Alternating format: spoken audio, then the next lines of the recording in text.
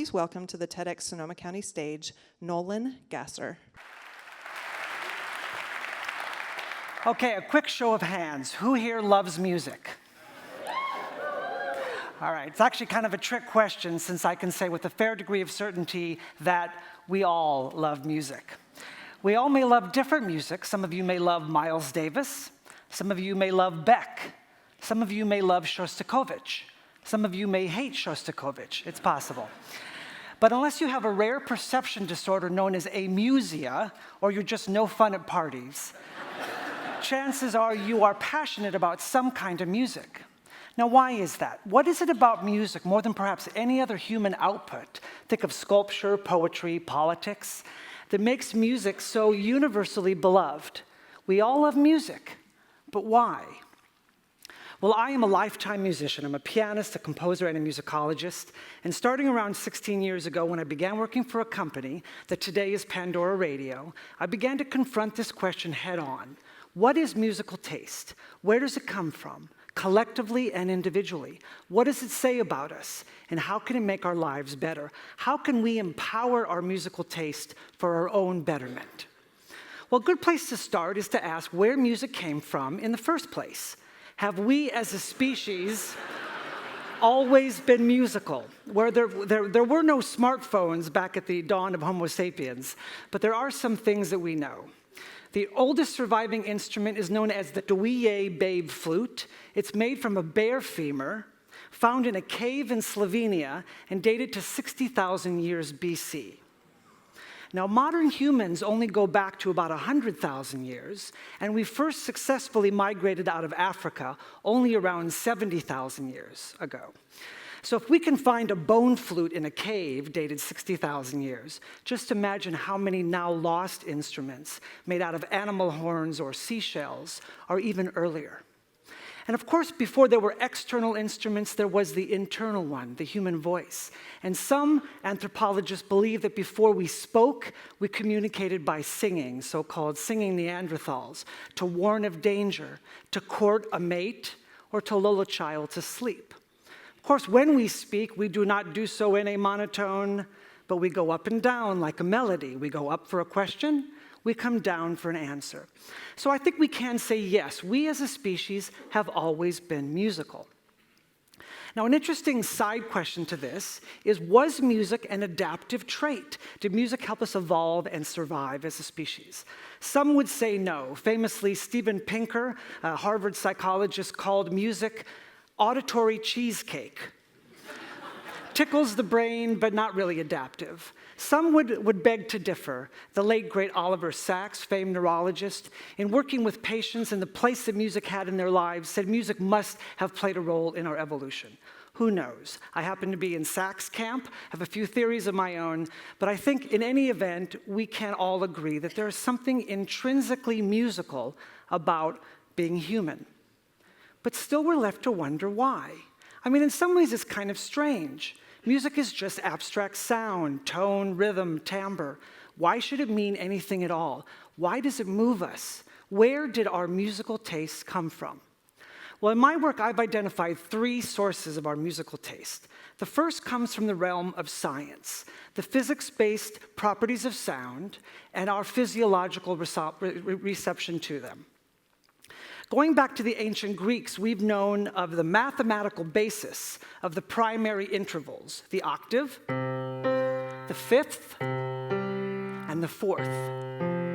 These are the structural pillars of every culture on earth, every musical culture on earth. They sound strong to our ears because they are strong in nature, built on simple primary mathematical proportions. In the early modern era, physicists uncovered the harmonic series. They discovered that whenever a steady pitch is sustained, it automatically, by itself, produces other harmonic, softer tones above it, and always in the same sequence of ascending melodic intervals. Let me explain. If I play this low C on the piano, automatically, by the physics of sound, other softer intervals appear above it. First the octave, then a fifth above that, then a fourth, a major third, minor third, another minor third, second, and so forth. If I play the first 5 of those, what do I get? A major chord. If I continue up to the 7th harmonic, I get a dominant 7th chord. If I continue up to the 9th, I get a minor chord. The point is, we didn't invent major and minor triads. God did, or nature did. We even know that God loves jazz because the dominant 7th chord, which is the essence of jazz, is built right into the harmonic series. Now, all of this physics is meaningless if we don't have a way to perceive and make sense of it. Well, happily for us, our brain is a music processing machine all by itself. And we're starting to learn just how complex the process of music perception is. For example, to be able to find a steady pulse amid a myriad of rhythms. Or to be able to understand counterpoint, 2 voices happening at the same time.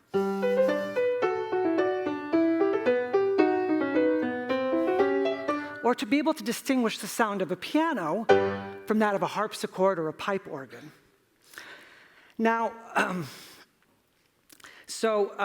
we even actually can credit nature with the way that musical works are constructed. If we think about the principal ways in which composition happens, things like thematic development, theme and variations, and balanced musical phrases, these seem to echo the way our cells divide, vary based on a common template, and bask in symmetry. So Mother Nature really seems to have played a role in how we think about music. Science seems to have given us the raw materials of our musical taste, the strength of octaves and fifths, the beauty of major and minor triads, the imperative of musical symmetry, balance, and variation. But then it comes down to our culture. Because it's culture that makes distinct decisions about how those intervals and harmonies and formal devices are implemented or tweaked or even undermined. Every culture has its own templates of musical discourse. Think about the scales used in Indian versus Western music, or the way that rhythm is used in Turkish versus Irish music. As members of those societies and cultures, our musical taste gets tethered to those templates, like an anchor set on a seafloor. This becomes our musical language and the basis of our musical taste. And what sounds natural and what sounds weird to us is seeded by our broad culture. It's then the elements of our subculture and our social classes that fine-tune that. The increasingly idiosyncratic ways in which music is made from one region, from one neighborhood, or from one social clique to another. This is actually where musical taste can get kind of brutal, where we can make divisions and alliances.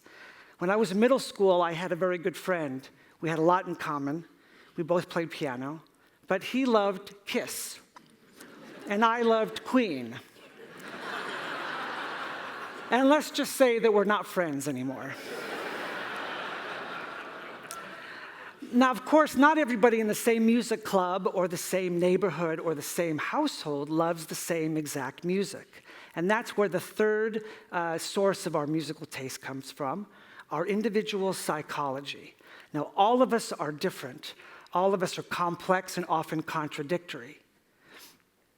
And so the only way that we really can understand how our psychology informs our musical taste is indirectly, through the musicology in the works that we love. That's why the arrow is facing the other direction.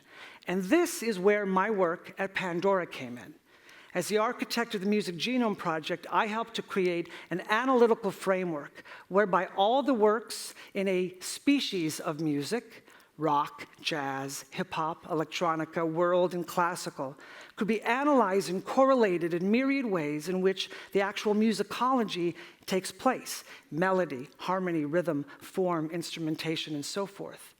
Every piece of music has its own collective musical genotype that defines it, all the things that are going on in all these parameters. And that in various ways will sort of relate to our own musical taste, positively and or negatively, likely both. And when it does correlate positively, it then becomes a reflection of our musical genotype, and in some degree, to our own personality.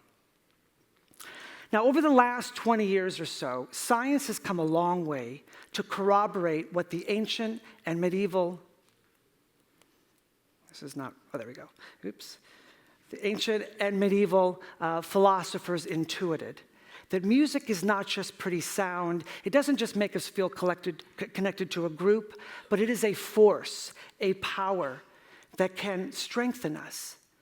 We know that listening to music enhances brain plasticity, as we learned about, which can help with cognition, learning, socialization, especially with children. Listening to music makes us feel more connected to others. And we now know increasingly that music can be a powerful tool in healing the body when something goes wrong. The key, though, is not just to listen, but to engage in the music, to follow the musical discourse in real time, to hear the story of the music unfold through its melodies, its harmonies and rhythms, and its forms. Some would tell you, go out and listen to Chopin, and go out and listen to Mozart, or listen to the chants of Buddhist monks. And that's great, go out and do that. But I say, follow your taste. Empower your musical taste. No one shares the same one you do. Go find a recording on Pandora or Spotify, whatever, of a piece that you really love, put on the headphones, close your eyes, and listen intently. Follow that musical discourse and see if you can identify those musical attributes that speak to you, that move you, and then you can maybe find other works that share similar characteristics. For me, it's things like the imitative counterpoint in the sacred motets of Renaissance composer Josquin des Prés. That's me, I'm kind of weird. But it's also things like a sustained bass pedal that keeps on going amidst changing harmonies above it, and then which descends down by step, as in this piece, Libertango, by Astor Piazzolla.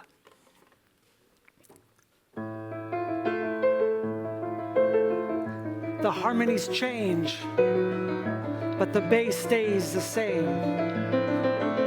But now it goes down by step. Let's do that again.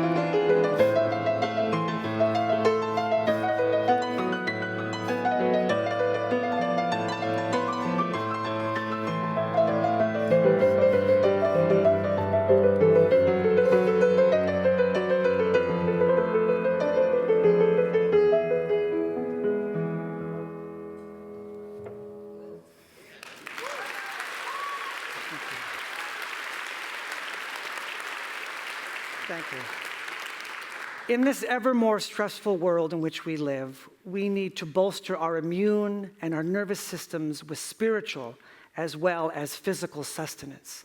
Modern medicine is teaching us how integrated are our emotions and our brain activity and the health of our immune and nervous systems. Engaging with your musical taste is an effective and enjoyable way to do this. While we're waiting for Adam's games to come online, we can use this as therapy to help us. Our ancient ancestors are sending us a message with their bone flutes and their courting songs. You are a musical being. Go out and be musical. Live musical. It is your birthright. Thank you very much.